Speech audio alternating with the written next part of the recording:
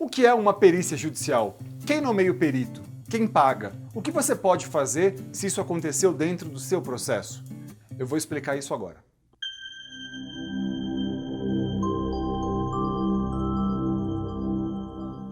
Em geral, o juiz só conhece a lei. Ele não domina, por exemplo, as questões mais técnicas da medicina, da engenharia, da contabilidade ou, enfim, entre outras tantas coisas que nós poderíamos citar aqui. E por isso, sempre que o juiz entender que é necessário fazer uma perícia judicial, ele mesmo pode determinar de ofício, como a gente diz, ou seja, pela vontade dele, que seja feita uma perícia judicial ou qualquer das partes de um processo, autores ou réus de um processo, também podem fazer o pedido de uma perícia judicial.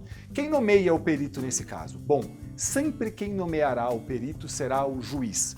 O perito é alguém da confiança do juiz. Existe uma lista dentro do tribunal de peritos cadastrados pela justiça e o juiz escolherá então um destes profissionais ali. Claro, ele pode escolher alguém ali que não seja exatamente uma pessoa que tenha especialidade naquela área específica, mas ele escolherá alguém daquela lista e alguém que ele entenda que tem confiança suficiente para ele para dar este parecer, né? Então, vamos pensar numa perícia médica, por exemplo, às vezes a gente vê uma perícia oncológica sendo feita até por profissionais que não são por médicos, que não são necessariamente oncologistas. Eu acho que isso é ruim, às vezes, tem ali uma perda, mas a lei permite este tipo de questão, a lei ali tem uma subjetividade que permite a um juiz nomear alguém da confiança dele e este profissional, por exemplo, informa se ele se valeu da competência e da confiança de outras pessoas para dar aquele parecer dentro do processo, ok? Então, perito é uma única pessoa, que é aquela pessoa que é nomeada pelo juiz.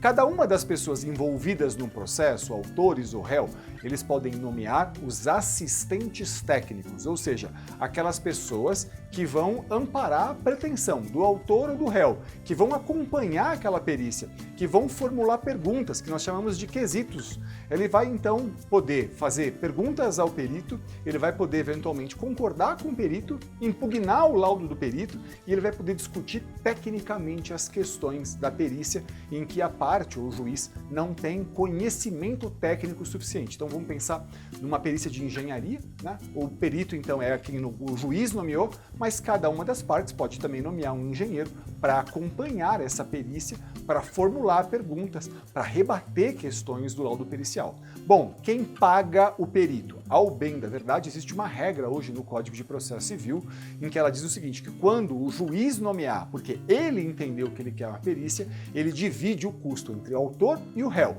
50% para cada um. No mais, né, se o autor apenas requereu uma perícia e o réu não, o autor paga. Se o réu requereu a perícia e o autor não, o réu então pagaria a perícia.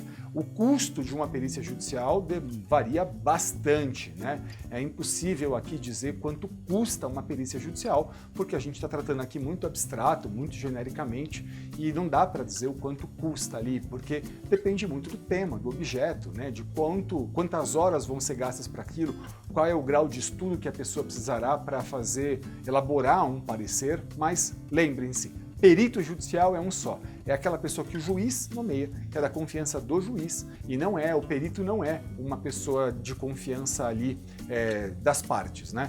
E claro, sempre que houver qualquer desconfiança a respeito do perito, você pode fazer a impugnação dele. Por exemplo, sei que este perito já trabalhou, um caso concreto que nós tivemos no meu escritório, por exemplo, nós vimos que o perito nomeado pelo juiz, ele era uma pessoa que tinha uma vinculação com o hospital daquela operadora de saúde que estava sendo processada. Então, a operadora de saúde é dona de um hospital, ele trabalha naquele hospital e ele foi nomeado como perito daquele processo.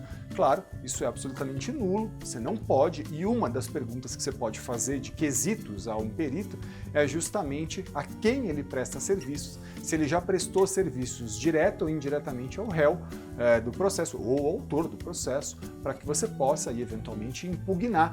E se você pegar o perito mentindo numa situação como essa, você pode então informar ao juiz que ele mentiu nessa questão, juntar provas da sua argumentação e o juiz pode anular então aquele perito, ele pode retirar aquele perito do caso e até anular uma perícia judicial. Notem o seguinte, o juiz não está obrigado a seguir o laudo do perito.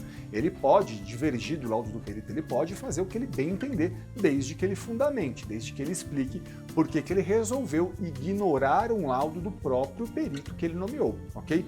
O juiz pode também destituir o perito ou até dizer que, embora o perito tenha feito um determinado trabalho, não parece a ele que tenha tanta credibilidade, porque os argumentos apresentados por uma das partes está levando a ele ali a uma situação de desconfiança com relação àquilo, e ele pode, eventualmente, até nomear uma segunda perícia no caso. Não é o mais comum, não é o trivial, mas ele pode fazer isso. Então, vamos lá, perito é só quem é nomeado pelo juiz, quem as partes nomeiam não pode ser chamado de perito, mas é chamado de assistente técnico, ok?